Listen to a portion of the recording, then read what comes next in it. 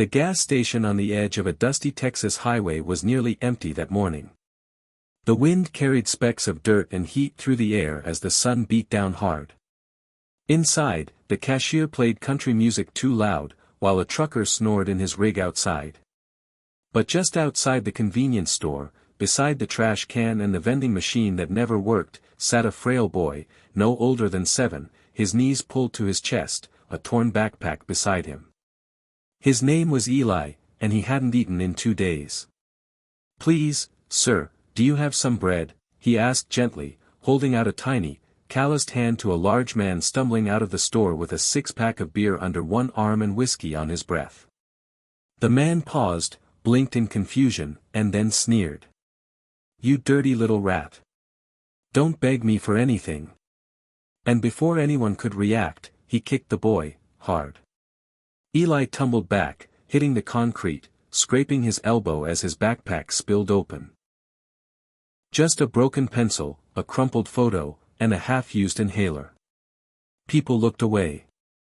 Nobody helped. Except for one man. He stepped out from behind a nearby pickup truck. Wearing an old leather hat, sun-worn boots, and a quiet presence that didn't ask for attention, the man's eyes were cold steel. He was a rancher. Known only as Mr. Cole Barrett. The rancher didn't yell. He didn't throw punches. But he walked straight toward the drunk, his boots crunching over gravel with purpose. "You touch him again," Cole said, voice like thunder held on a leash, "and I'll make sure you don't walk out of here." The drunk man laughed, but when he looked into Cole's eyes, weathered, calm, but dangerous, his laughter died. "You don't know who I am," the drunk barked. "I don't care who you are," Cole answered. "But I know what you are."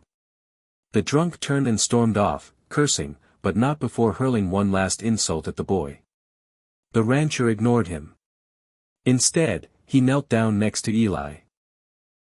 "You hurt, son?" Eli wiped his tears with the back of his hand. "No, sir. Just hungry."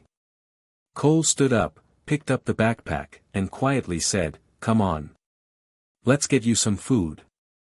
At a diner 30 miles down the highway, Eli ate more food than he'd seen in months.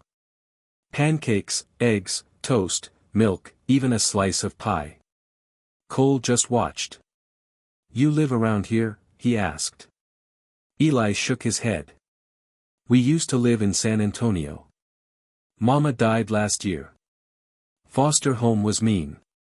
I ran away. I was trying to find my uncle. But I don't know his last name." Cole asked to see the photo in the boy's bag. It was old, but clear. A woman smiling, holding a baby. Next to her, in a cowboy hat, was himself. Cole froze. "That's me." Eli blinked. "What?" The rancher swallowed. "That's your mama. Her name was Sarah." Eli's eyes filled with tears. "You knew my mom?" "Knew her?" Cole whispered. "Son. I'm your uncle." Cole brought Eli back to his ranch, acres of golden fields, horses, and open sky. It had been quiet for too long. He'd never married. He had no children. He had only work and silence and guilt. Sarah, his sister, had left home young, after a terrible fight. Cole never tried to find her. And now, standing with Eli, that regret sat heavy on his heart. He enrolled Eli in school, taught him to ride, to herd cattle, to respect the land. Slowly, Eli smiled more. Laughed. Ate well. Grew stronger. But trouble was never far away. 6 months later, the same drunk man came looking for revenge. Turns out, his name was Jim Cutter, a former sheriff, now disgraced for corruption, with deep connections in town. He hadn't forgotten the quiet rancher who embarrassed him. He showed up one night with 2 others, drunk, loud, and angry, and set fire to Cole's barn. Eli woke up coughing as smoke filled the house. Cole got him out, grabbed the shotgun, and fired a warning shot. The men fled. But the barn, full of hay, feed, and memories, burned to the ground. Cole refused to press charges. Let the law handle it, he told the town sheriff. But the sheriff, Jim's friend, shrugged it off. No proof. That night, Eli asked, "Are we safe here?" Cole looked out the window for a long time. Not yet. Word spread. The town turned its back. But then, a woman arrived. Her name was Linda Grayson, a lawyer from Houston. She'd been Cole's late sister Sarah's best friend. She had once promised to protect Sarah's child if anything happened. She filed a lawsuit against Jim Cutter, not just for assaulting Eli, but for attempted arson and child endangerment. Cole was hesitant. The town's full of his friends.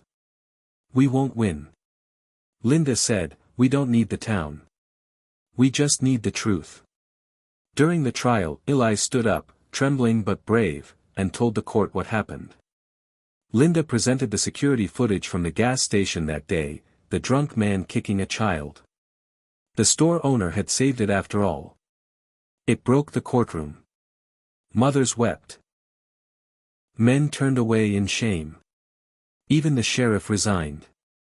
Jim Cutter was arrested and sentenced. A year later, Cole built a new barn, but this time, with help from the town. People who once looked away now came to shake his hand. To say sorry. To thank him.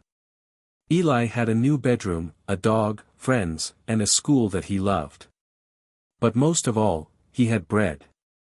Every morning. Every night. And one day, at the same gas station, Cole noticed another little kid sitting by the door. Hungry. Alone. Before the boy could even ask, Eli ran inside, bought 2 sandwiches, and handed one over. Cole watched, proud. You didn't have to do that, he said. Eli smiled. I know. But someone once gave me bread, and it changed my life. One small act of kindness can echo across a lifetime. In a world where people often turn away, ignoring those in need, it only takes one person, one gentle hand, one warm meal, one voice of protection, to change someone's entire future.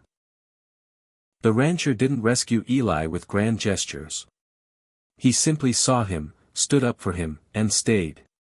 And that made all the difference. We never know who's watching or how deeply our choices affect others. A child begging for bread, a man haunted by regret, or a stranger seeking warmth, they each carry unseen battles.